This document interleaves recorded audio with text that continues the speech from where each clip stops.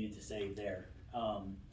As you guys know, prices have gone up like crazy over a period of time, so once this equipment gets bid, we're hoping it comes in within budget. I think we had a total of grant money, we had like 1.4 altogether with your initial plus the 1.1 million that we went and got additional from the county. So so we're hoping that all the project comes in under that budget is what we're really hoping for. But so we're ready. I gave Kim like a monthly status. I sent it over this morning, which was just a monthly status update. But we're gonna send a letter off to TCEQ to let them know what we're doing, make sure they don't have any objections to it. They shouldn't. We're improving the system. And then we're gonna be ready to go out for bid. We need to get with your grant administrator to make sure all the appropriate federal government language is in there, so that they don't ever nobody gets it kicked back. But once they approve it, we'll be ready to go out for bid on the project. So I wanted to come and kind of give you guys an estimated schedule of what we're looking at from today until construction, until it's online. And so we feel like we'll be able to put it in the paper to bid probably in the next 3 to 4 weeks. That's after everybody's had a chance to review it, look at it, do whatever, get it back to us. From that point, we want to put it out for bid for about a month to give contractors enough time to take a look at it, a real good look at it. Don't just throw a number at it, just take a really good look at it. And we'll open bids here at that time. I will open up the bids here at that time. We'll take it back to our office. We'll do a bid tabulation to make sure everybody's math adds up. It's all good math. And then we will make a recommendation on the contractor. Typically it's the lowest bidder, unless there's some reason, like the references that say they did not do good work, they took too long, they change ordered us all over the place. We typically will go ahead, if they have good references, and recommend them. From the time that we do that, it'll probably be another 2.5 to 3 weeks before we do a pre-construction meeting. That's where we meet with the contractor here, go over the project, answer any questions he might have.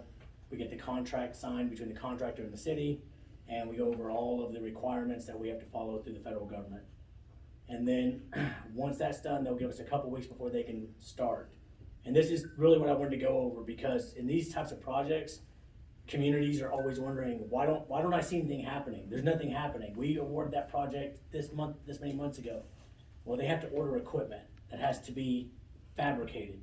So it's in fabrication. They're not doing anything out here. But they're not gonna order their equipment until the city has signed a contract with them to do that. So that is going to take months. From the time that they put the order in to the time that they get all this stuff fabricated before it can be delivered out to the wastewater plant site. Once they do that, the contractor will then begin mobilizing. He'll have to dig a big old hole for the new clarifier to go in. We'll be doing some electrical work out there. They'll be doing all kinds of things like that. Then you'll start to see stuff move around. But there's gonna be a period of time where nobody sees anything. And you're still wondering, well, what's happening here? Like, I thought we did this. Why aren't we moving? And well, that's the answer. Because stuff is in production. Once they get it to a point where they consider it substantially complete, which we're thinking for construction of these types of projects, you're looking at anywhere between fast is gonna be 7.5 months. Normal is probably gonna be about almost a year, and slow is probably gonna be about 14 months before finish of construction. They'll be substantially complete. And Swish, myself, probably Mr. Bowman will be out there, and we'll go through, they'll do a startup. And they'll show how this is supposed to work. They'll show them all the equipment, how it's all supposed to run, and how it's connected to your system now. Once that's done, we'll do a punch list of things for that contractor that says, okay, you need to clean up this, you made a mess here, this isn't working, that isn't working, and you've got 10 days from today to try to complete that. And so they'll do the punch list items in that 10-day period, and then we'll come back and do a final walkthrough before we can do final acceptance. And so we're probably looking at anywhere between probably around 18 months is it from the time that we put it in the paper to the time that we're putting it online. And so I just want everybody to, sometimes it's hard to imagine you're spending $1 million and you don't see anything good happening, but that's just kind of the way it works, you know what I mean? And so I do know it was brought to our attention on Friday or Thursday when we were out here that there's a lot of like electrical issues out at the plant where things are like pumps are stopping, but we found out that the wastewater plant's like a dead end of the power. So like it runs and it stops at the wastewater plant. So there's a variety of ways that we can address that. We can see how much it'll cost the electric company to go and put one more pole at the end so that the power isn't at the end, it's kind of in the middle of that line, and it can just keep running through. We'll have to see how much that will cost to do and see what those bids come in at, because we just wanna make sure that we get everything built and awarded. So that's kind of the process. I just kind of wanted to bring you guys, again, even with us in the design process, you don't hear a lot about it, you don't see a lot about it, but things are happening, just somewhere else, and then we wanna come here and make sure we update you. One other addition to the project that we're doing is, the city's gonna do it on their own, is we're gonna put a 2-inch poly 2-inch water line from, what road is that on that backside? Where is that, Church Street and Yeah. Rossin Road? Yes. We're gonna run a 2-inch poly line to the backside of the plant. Right now, the plant only has a 3/4 inch water line, so there's hardly any water pressure that comes out of that. So you can't wash, you have a big expensive piece of equipment out there that's for your screw press, for your headworks, and you can't really wash it off because the water pressure is not good out there. So we're bringing in a 2-inch line, but I think we're gonna be able to get around like having to bid that out, because we can get it, the city can buy the line and it's just a roll, and just put it like 18 inches below the ground and let it run on where there's no houses or anything like that, let it run, and then get it there and put a connection with a 2-inch water line to have a lot more pressure. We can do 18 to 36 inches there.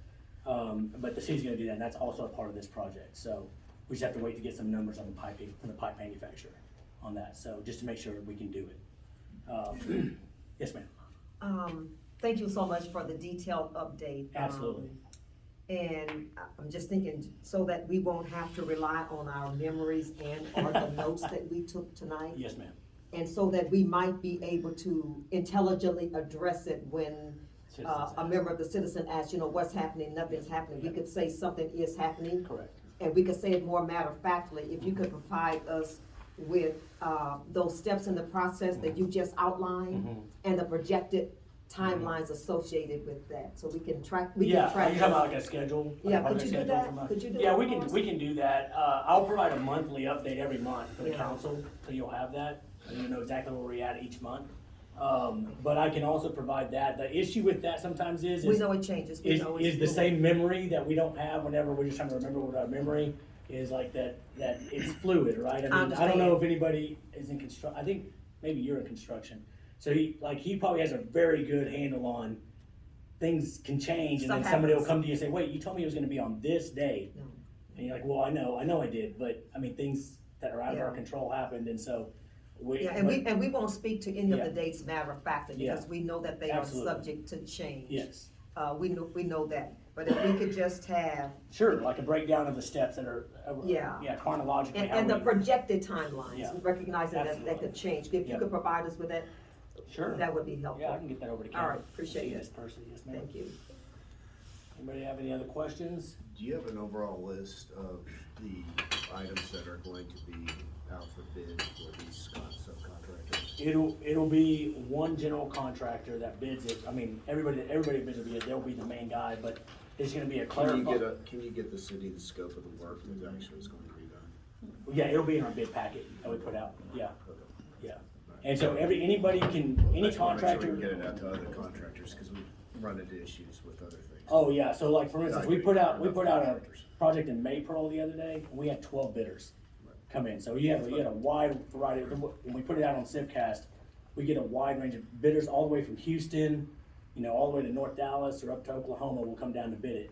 But it has to be attractive to them, and then, like, to my point about leaving it out to bid for a month, gives all these contractors enough time to take a look at it, really look at it, see where it's at, is it worth our while, are we gonna make any money, kind of thing on it, because they all are for-profit companies, right? Yeah. So, but yes, sir, absolutely, take you, all of that to say yes, Thank you. okay?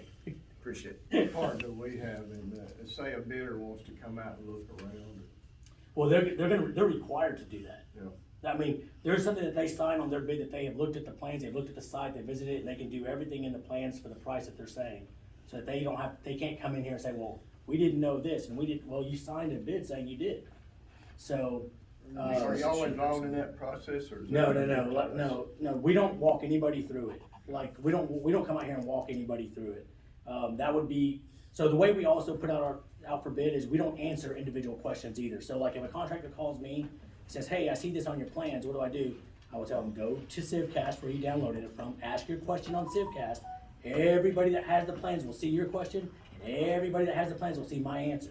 So that everybody's bidding apples to apples. Nobody's getting any benefit over anybody else. And that's the only fair way to do it. Yeah. And if I was to walk anybody around here, they would get some information that other people wouldn't get.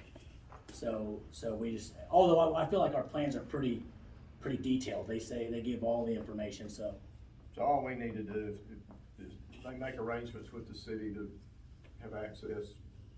Yeah, if there's contractors that wanna go look at it bad enough, they'll come up to the city and they'll say, hey, we wanna go look at the wastewater plant site.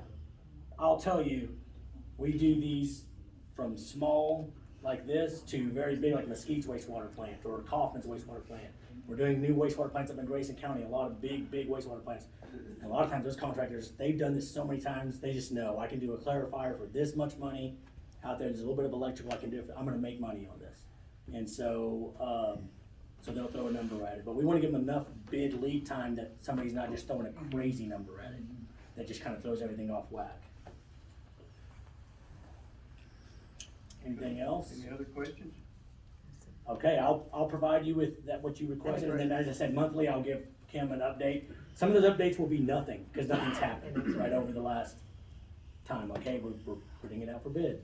Okay, awesome, but you know where we're at. So, right now, you're thinking 18 months From the time we put it in the paper. So like, you're talking probably 19 months from today. Okay, alright. I wish it was something that would stand above in the skyline that people could see, oh my gosh, it's being erected, but no one will ever see it. I mean, Yeah. it's over there, Yeah. back in there. Yeah. So, okay, I appreciate you guys for having me out. Thank you so much. All right, Thank you very much, Carlos. All right, yeah, appreciate it. Y'all call me if you need anything or have any other questions. Let me know. All right, Yep. appreciate you. Absolutely. Don't really want wastewater plant to be too obvious, do we? It's one of those things like a kidney, you like it better when you don't know what it is. Yes. Don't even know they don't have a problem with it.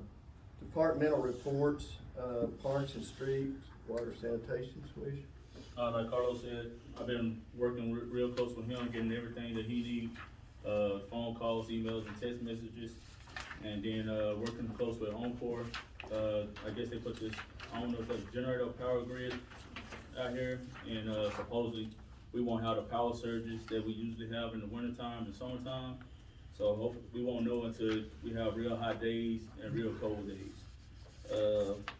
Grass slowing down, we cutting all the grass right now.